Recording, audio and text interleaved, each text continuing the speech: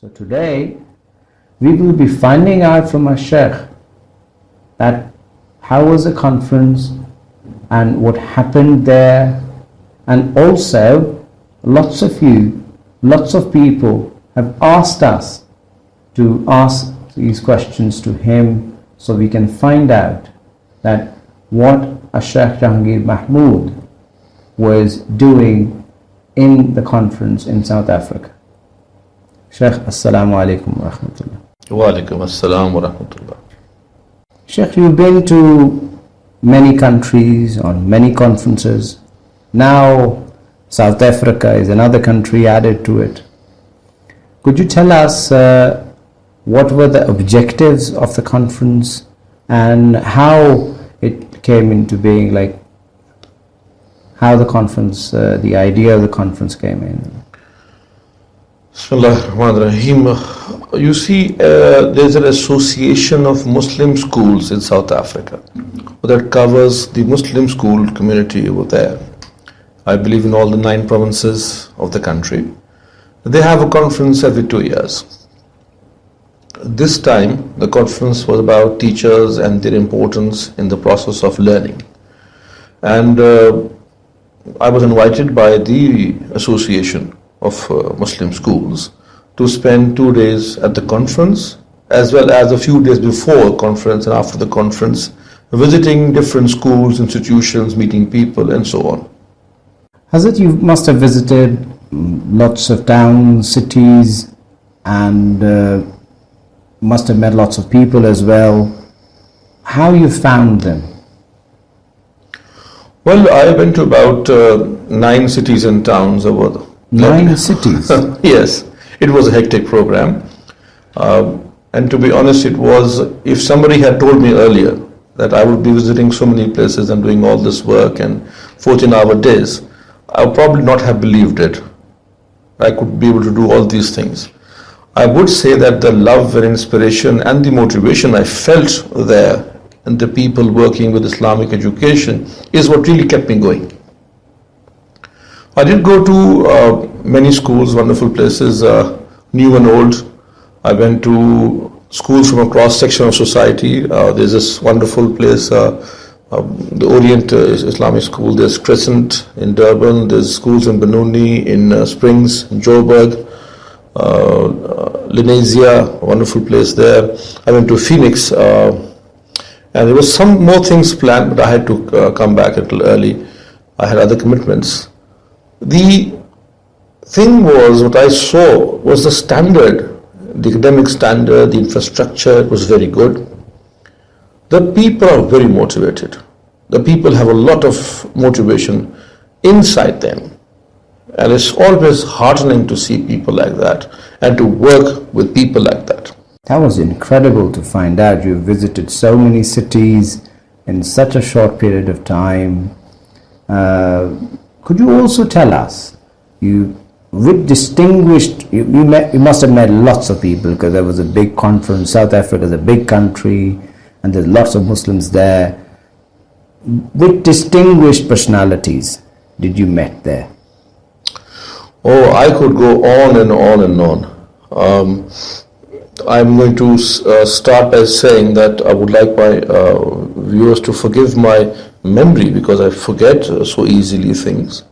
But our main key person at the AMS conference, Brother Ibrahim Mansoor, he was a gentleman which I would be friends with for all my life. And if I had to pick one friend, there were so many people over there which would make it really hard for me. I made some very new friends. I cannot choose any one. I could name some people and I could forget some, and I don't want to miss any names. But let me assure you that if they have bad people there, they did a very good job of hiding them while I was there. However, the high degree of professionalism I found with people, and you see, a very, very interesting thing is their willingness to learn, to listen to new ideas, to take up new perspectives over there. It was really something which, to be honest, like I said, it kept me going for those 14 hours a day. It was really wonderful to work with them and to meet with them. The children also, I met with every school almost I went. I usually had 4 agendas. I would meet with the board of governors, and I would meet with the teachers, I would meet with the management and the students. And wherever I went, I was not only welcomed, so well, and I was also, like, the new perspectives I put up to them, the ideas I put up before them, they were so willingly and eagerly listened to, and many of them I'm in touch with them, and I have seen them take up those matters in a practical manner. It was really fun in that sense. In this trip, you must have visited, as you said, you visited lots of schools and institutions and met personalities, distinguished personalities. There must have been many incidents, because when you're traveling it happens, but any one particular incident? Well, I do remember this very interesting thing. In my travels, and even staying in my own country, there's little time for things besides work. One special thing, I was invited to a sitting for people to speak and to talk in the Urdu language. So for Urdu, I met people there who had this love for Urdu and to listen to it and to talk about it in poetry and prose and verse. It was really nice and very interesting for people who themselves, perhaps not all of them were very well versed in Urdu, and yet they had this love because it connects them to their ancestors back in the subcontinent. And the way they wanted to speak it and listen to it was really nice. It was a different feeling altogether. Well, I'm used to speaking and I'm used to talking, public speaking a lot. And yet you never have that feeling I got. It was a different feeling altogether to meet with people and sit down with them just for the sake of the fact that their ancestors shared the same language as I did. It was really interesting. Very interesting. Very interesting. South Africa, Urdu, and then Urdu development. That's really interesting. Hazrat, did you got any chance, although your schedule was quite hectic, did you get any chance to go to any radio programs or something like that? Well, I did, one of my lectures in Springs in Johannesburg was telecast live over the radio station over there. It was a lecture to the parents of the community and the parents of the children studying in Islamic schools. And also in Durban once I was invited this wonderful channel, and it's called Al-Ansar Radio, and we had an hour-long session with them as well. And they also had a after-show, coffee setting after the show itself. And it was very nice to speak to people from there. In fact, I do believe we have uploaded that on very soon on our own website as well. So it will be available on scr.org. Inshallah, very soon. Oh, that's great. We heard about that steak in one of the radio programs. We heard that. Did they really served you with a nice steak and all that? The way the hospitality was amazing, and the hospitality, there are two things in hospitality wherever you go. There's one thing is the people themselves, the way they go out of their way to be nice to you and look after you, even open doors for you. But if that is backed up with good food as well, that becomes a very marvelous combination. So not only they were very good at what they did, but the food quality was very good. The halal food places over there are very nice. As it South Africa is a country in which Muslims are in minority. So how you found the Muslims of South Africa? To be honest, I wish we in our own country had the sort of zeal and love for the self-identity that the South African Muslim community has. The majority of them, if not all of them, are basically people, second, third generation people who have moved from the subcontinent to South Africa as businessmen and as people who are looking for jobs. And the work they've done is marvelous. They've put in a lot of effort, time and energy and money into preserving the deen, to preserving the education of Islam, to Islamic education, may that be in Islamic schools, or may that be in Darul-Ulooms. A lot of effort, wonderful. I've met the ulama over there, I've met the teachers, the principals, and the kind of effort that's been done. It's, I wish we had more of that, because perhaps living as a majority in our own country and having our own place, we perhaps don't value it as much as perhaps the minority would. So if you go to that, what they've done is, because of the education in the mainstream, the South African Muslims have made a really important place for themselves. You wouldn't really tell that they are a minority, because the way they have influenced society, they have their own, they have not only, wonderfully, they have not only amalgamated themselves into the society, they've also managed to keep their own identity, their deen, and a lot of them, you see, they are connected to each other, they've got associations, they've got meetings, they've got community activities going on. It's really nice to see what they have done. It's really impressive. Because sometimes looking at people like that, you wonder why it would be nicer to perhaps move to a Muslim minority country where people are so much more interested in valuing what they have. Shaykh, South Africa is one of the beautiful countries of the world. Did you got any chance to go and see the beautiful places? Oh, well, Waqar, brother, you know that I have a different perspective on a beautiful country. I got to meet such wonderful people, beautiful personalities, beautiful souls, lovely professionals, and that is what I'm always interested in doing wherever I go. So Allah's world is all beautiful, what He has made this wonderful earth, where there are mountains and where there's deserts and there's seas and there's rivers. Yes, they have good maintenance of the nature's pristine conditions that they've got. And I guess in the general sense you're right.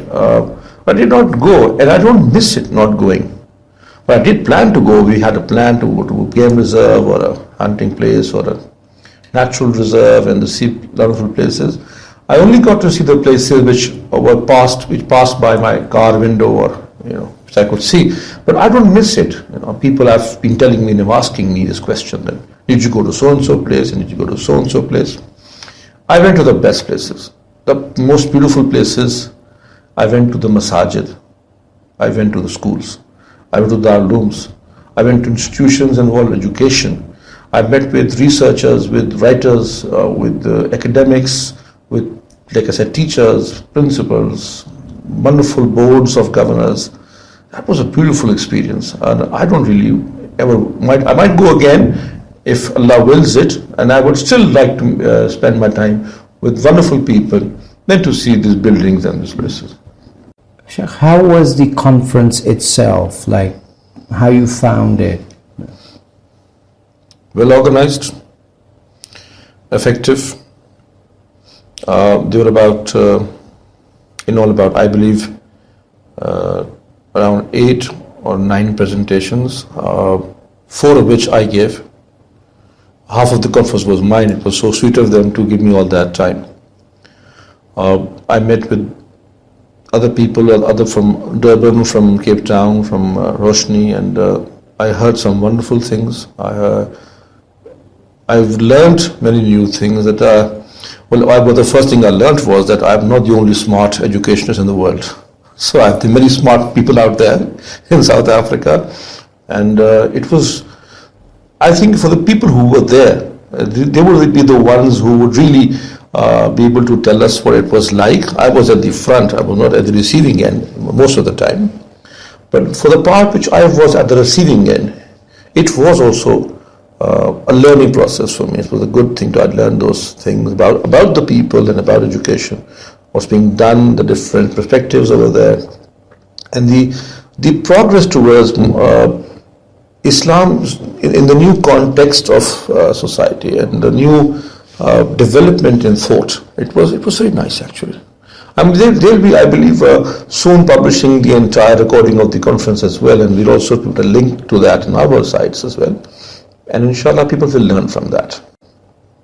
What about the delegations? There must be like how many people, from where they were coming, or was it only There were a few hundred people actually from all over the country. Few hundred? Few hundred teachers and principals and head teachers and people from other institutions, from other, like this Association of Muslim Schools, and there were the other associations as well from which people came, from the Ulums people came.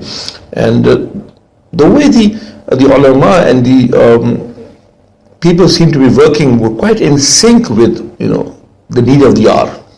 But that was for the teachers, where the ulama came. A lot of teachers in the schools are ulama. The Islamic studies wing is often headed by an alim, the way it should be actually. MashaAllah. Shaykh, you mentioned about professionalism. What do you mean by professionalism in South Africa? Well, for starters, you don't really become a teacher or a principal unless you have a university degree in education, which in many Muslim countries, especially Islamic schools, they tend to take what they have. Here in South Africa, over there rather, you have to be actually a professionally trained teacher before you can get a job as a teacher. And of course, then from onwards to being a head teacher or a HOD or a principal, you have to go through a certain process. And that process is what makes them professionally sound and qualified. And also, professionalism is not just about having the degree, it's also about having a work ethic, a professional attitude and a professional responsible work ethic. There's a very high level of that in South African educators community. Shaykh, one thing was this conference. The people of South Africa, or the educators of South Africa, they had exposure to yourself and to their CR.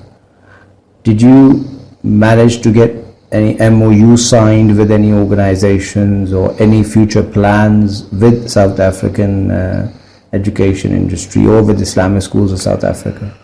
Well, we haven't really done any formal arrangements, but we've done a lot of handshake deals we've done over there. And in my, it's been over 2 weeks since I've been back, we have had people we've been in touch with them almost every day. We have been doing discussions and consultations since we have come back. And I think that we'll be doing some work, inshallah, there as well. Some more work over there. So there will be some collaborative projects? They already are going on. We already are in touch. We hope, inshallah. Inshallah. Shaykh, you had a very diversified experience to the South African community. Can we, the people of Pakistan, can learn something from the South African community? I do believe we can. I believe that we can learn from them. We can teach them also certain things. Really? Why can't we? I believe that we have done a lot of work in our own. We'll have some other time and opportunity to discuss what the work that Pakistani community has done in their own country. We shouldn't downplay that.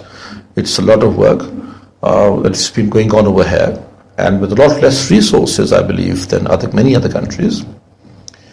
However, there are some very nice things. The first thing is the high priority that the Muslim community has given to education and the preservation of Muslim identity is something really commendable.